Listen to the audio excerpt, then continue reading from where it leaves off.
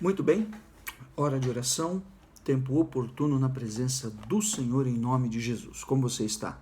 Quero orar, clamar e buscar a Deus em nome de Jesus uma vez mais em comunhão com cada um de vocês. Se você está acompanhando, nós estamos fazendo a leitura das cartas às igrejas do Apocalipse. O apóstolo João, na ilha de Pátimos, recebe essa revelação, essa visão incrível na presença do Senhor. Eu, João, irmão vosso e companheiro na tribulação, no meio, no reino e na perseverança em Jesus, achei-me na ilha de Pátimos por causa da palavra de Deus e do testemunho do Senhor Jesus. E aí o Senhor direciona ele para que ele escrevesse então todas as palavras e as visões, as que eram, as que seriam, né, as que são e as que serão, as que são e as que haveriam de vir, não é?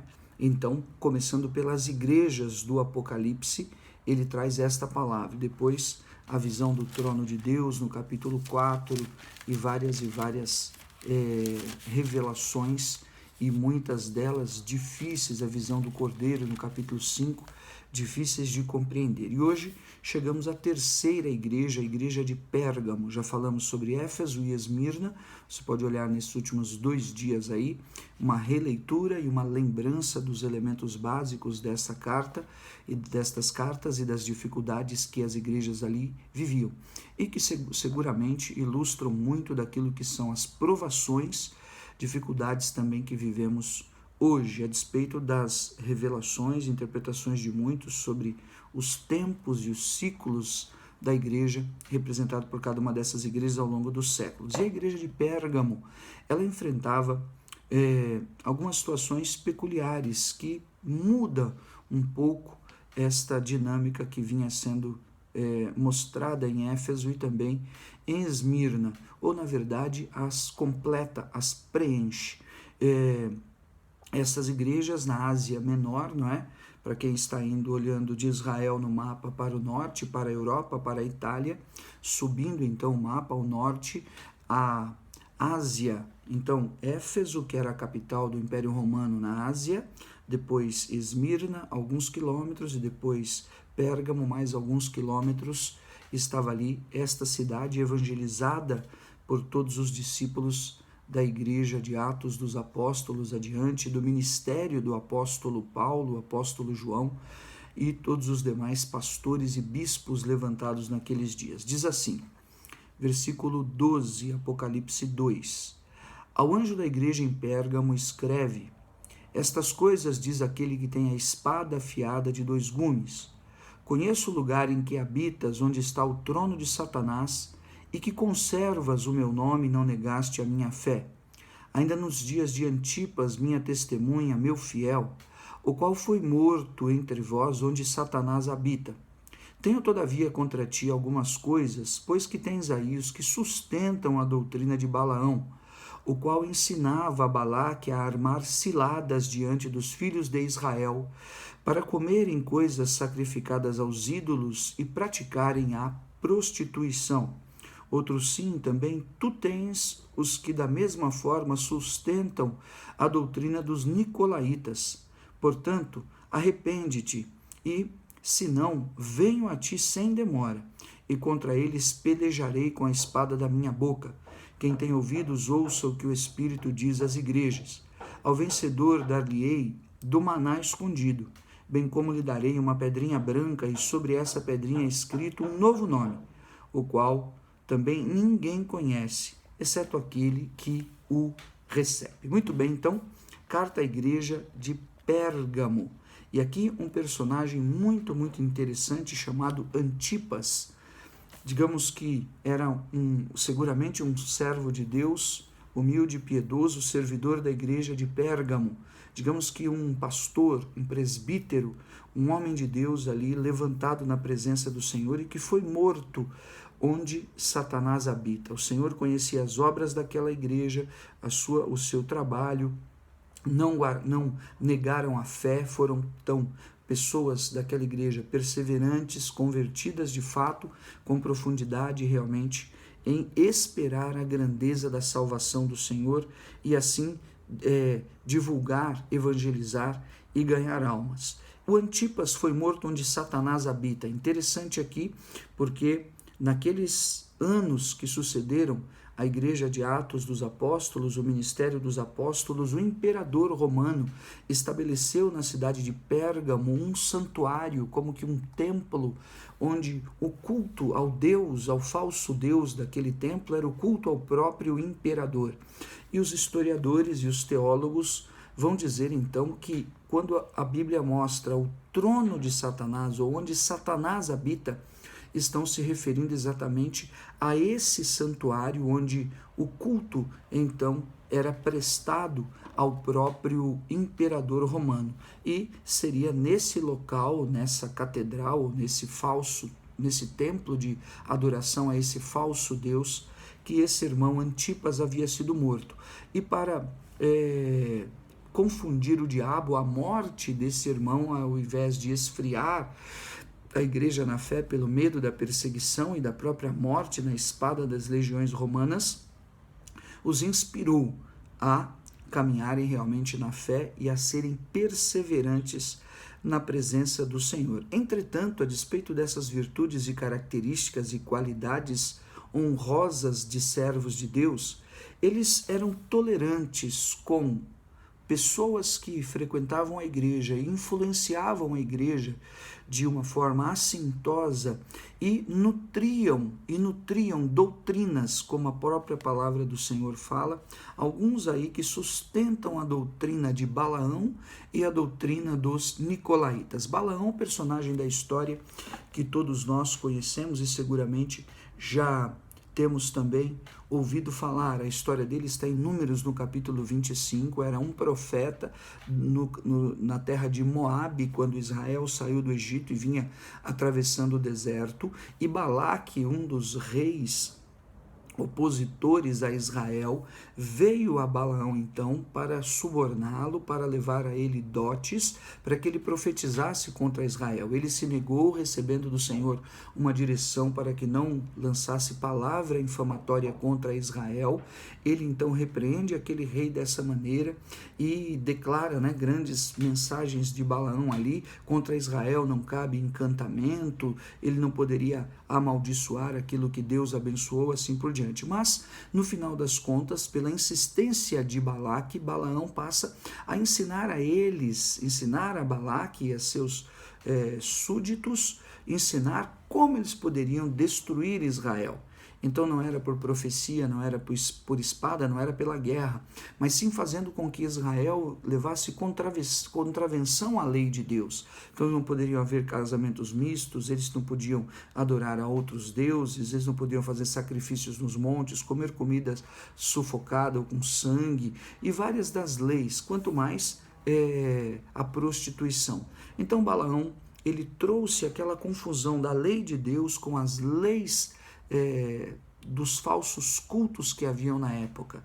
E aqui nós vemos em Pérgamo, então, pessoas que levavam de suas falsas religiões, das religiões do ocultismo, das religiões pagãs daquela cidade, imagine que cultuava o próprio imperador, para dentro também do culto da igreja, como se aquilo fosse comum, como se aquilo fosse normal, como se aquilo fosse, então,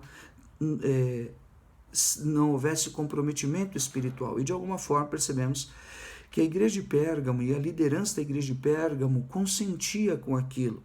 Segundo lugar, eles também sustentavam, pessoas ali que sustentavam a doutrina dos nicolaítas.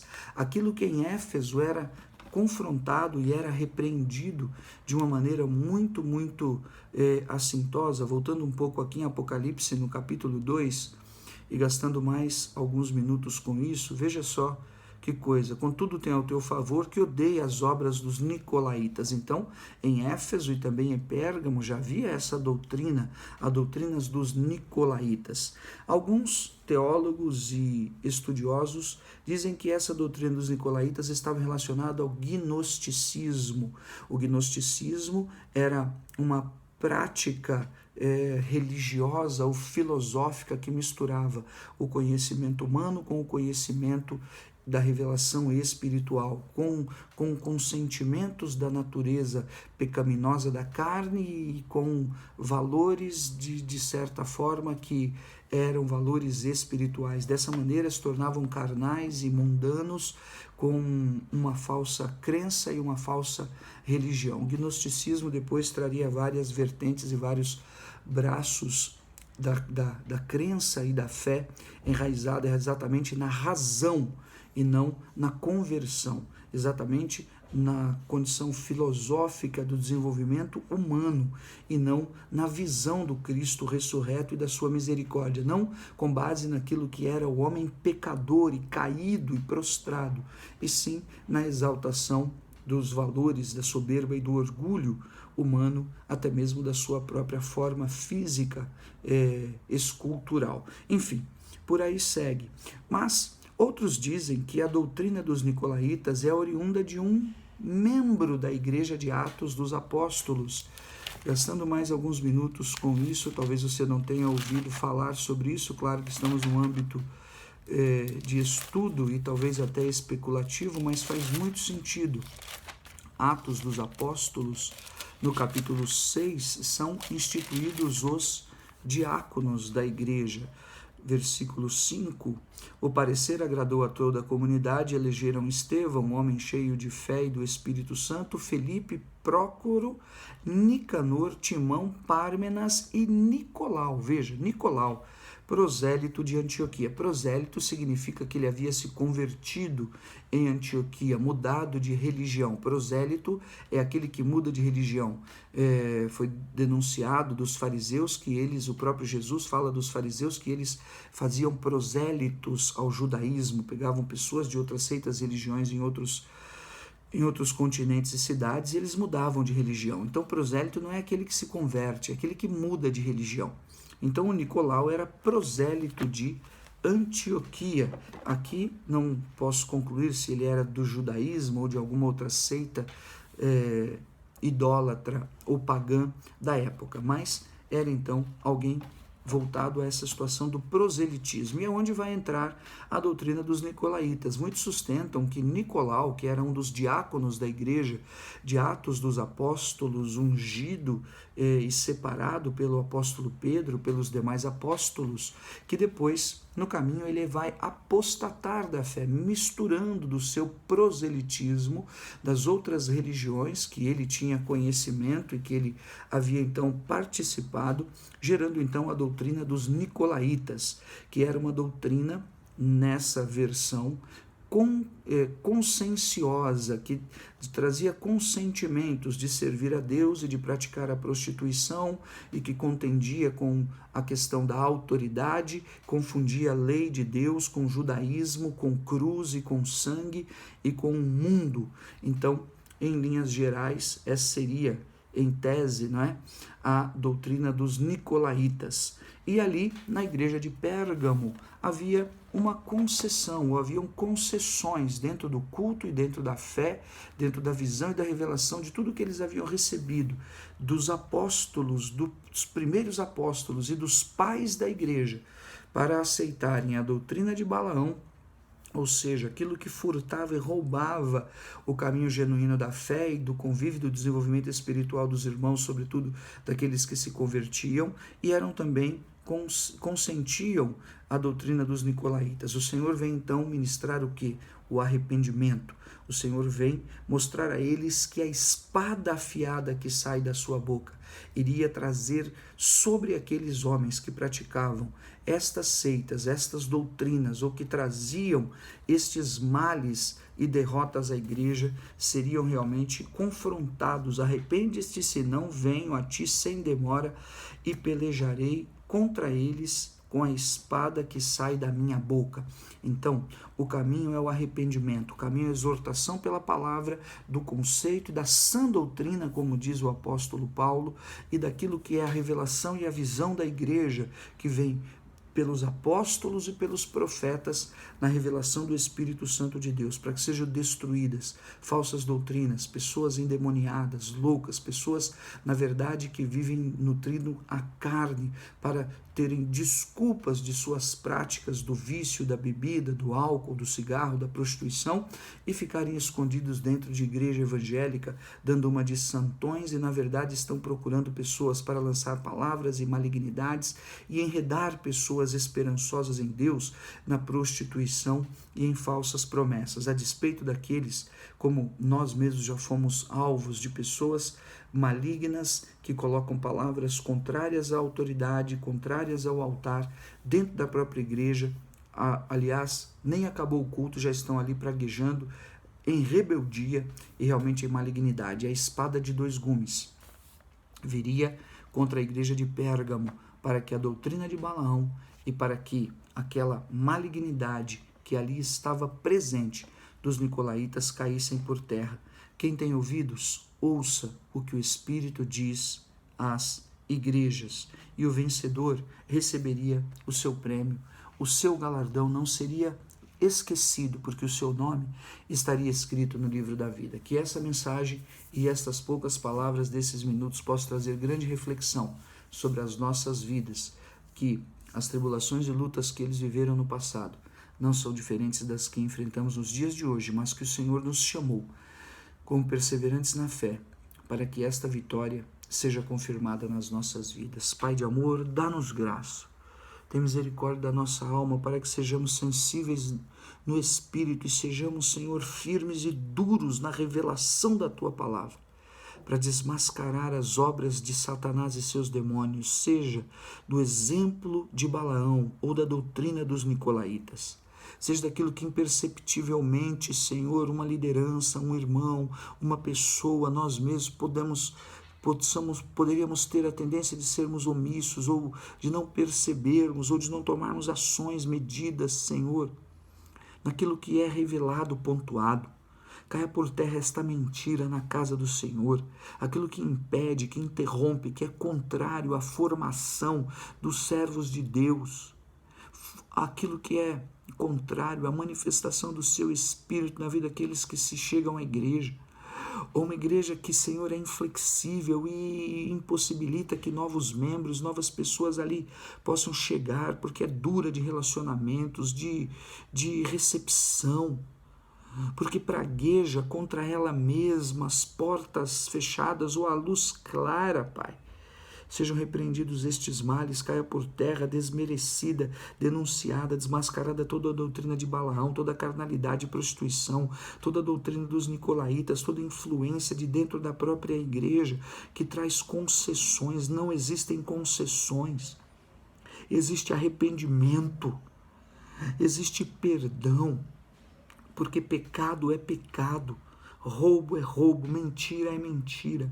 Mas há um Deus que coloca luz nas trevas, não há remendo, não há emenda. Em nome de Jesus, o Senhor faz novas todas as coisas. Eu trago à luz esta palavra, em nome de Jesus, buscando na presença do Senhor este conserto, esta correção, esta visão, em nome de Jesus, especial e tremenda, como foi dada a Éfeso, a Esmirna e agora também a Pérgamo. Sejamos nós, Senhor, estes vitoriosos que têm o nome escrito no livro da vida. Dá-nos graça, tem misericórdia, confirma em lutas, em desafios, em situações de opróbrio, em causas de muitos e muitos anos, meu Deus. Põe a tua mão, manifesta o teu poder, eu te peço. Alcança aquele que está enfermo, alcança aquele que está incrédulo, alcança aquele que está desacreditado, alcança aquele que está desenganado, alcança, eu te peço, aquele que está em confusões, como desviado, Pai. Fortalece-os, renova-os para a convicção da fé, da salvação e do poder que alcançou a Ásia, que chegou a Pérgamo, onde a testemunha, Senhor, o seu fiel Antipas foi morto onde Satanás habita. Eles confrontavam com grandes entidades e demônios ali. Havia um culto ao próprio imperador, Senhor, que abominação e que blasfêmia. Mas ali estavam fiéis da fé. Ali estava uma igreja apostólica ungida. E o Senhor veio orientá-los, exortá-los, para que eles não perecessem. E essa palavra, Senhor, chegou até nós. Por isso nós queremos clamar, buscar a Tua misericórdia e Te pedir, visita-nos, visita-nos, visita-nos. Sê conosco, abençoa, move as águas, livra do mal, sonda o nosso coração, traz formação e preparação onde está a carência da preparação e da formação.